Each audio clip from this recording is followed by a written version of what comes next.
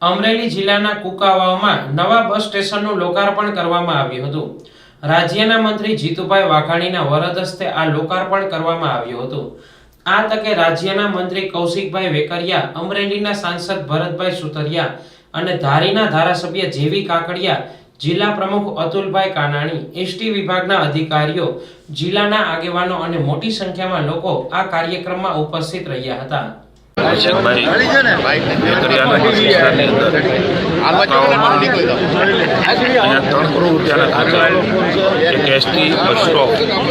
અત્યંત આધુનિક સુવિધાયુક્ત બસ સ્ટેન્ડનું લોકાર્પણ થયું છે।